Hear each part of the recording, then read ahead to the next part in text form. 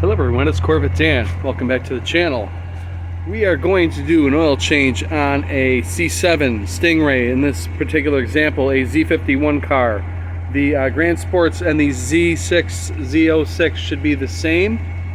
Anyway, we're going to touch on the differences. If you've never changed the oil in a car, please don't try this. But we're going to talk about the nuances of these particular vehicles. So let's get at it.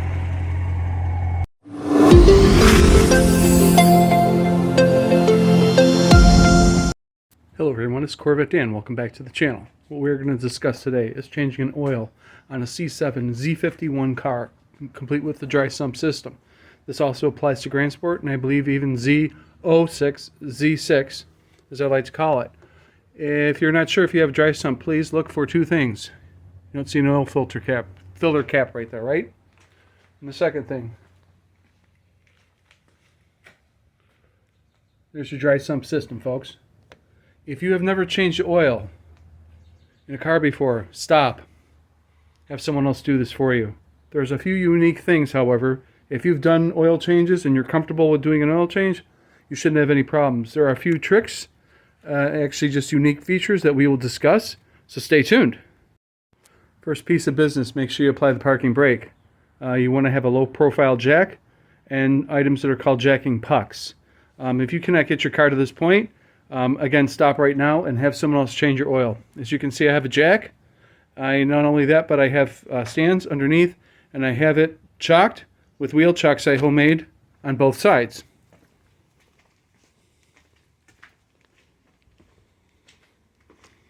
As you can see, this is what's called a jacking puck. As you can see, you could probably make one from home with an eye bolt and a hockey puck. Anyway, they sell these. They're not really that expensive anymore. And there's a slot underneath on the frame that it screws into. And simple as that. Let's get to the good stuff. We're just going to stick to the highlights, what makes this car unique. Again, if you haven't changed oil, you don't need to be doing this. So a lot of this would be redundant to you anyway. Stay tuned. All right, everyone. It is that oil filter. That plug right there, it's hard to see. See the second one right here? Hope you can see it. That one, not the one closest to the filter, but the one right behind it. And then that plug right there. See that plug? Those three will come out. I'd start with the filter just to see if you can't get it loosened. If you have any problems, again, you may need to take it to somebody. Well, let's start and unloosen the filter. All right, as you can see, folks, it is draining. We got both plugs out. You can see the one in the front there. I mean, the one on the side, that's the one to take out, and the one in the front.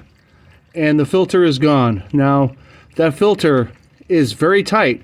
It's a methodical removal process. It's supposed to be torqued to 22 foot-pounds. That's what you would retorque it to according to specs. I guarantee you, if you hand tighten it, it will leak. It doesn't leak too bad, but man, when I saw that, yeah, because I did it once anyway.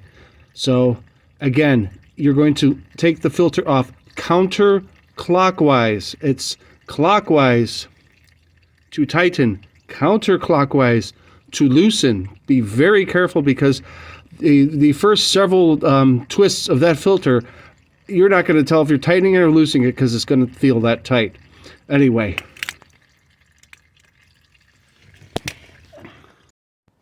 Generally, and I say generally because I don't notice this to always be the case, when you're changing oil and draining it, have the cap loosened, but make sure nothing gets inside, and pull the dipstick so at least, again, there's some air in there. I generally find that it drains better when you do that. I say generally because not always. At this point, we're just going to let it finish draining. We'll clean the surface, we'll put a little bit of oil in it, and then we'll show when we wrap this back up. After you button it up, folks, you're going to add oil into here. There's the dipstick. And then when you start it, you need to run it to 175 degrees Fahrenheit and then let it sit for 5 to 10 minutes to check the oil level. That is per the owner's manual as well. 9.8 quarts approximately. And that is it in a nutshell, how to replace the oil in a Z51, a Grand Sport, and I believe also the Corvette Z06 Stay tuned, folks. This is Corvette Dan. Thank you.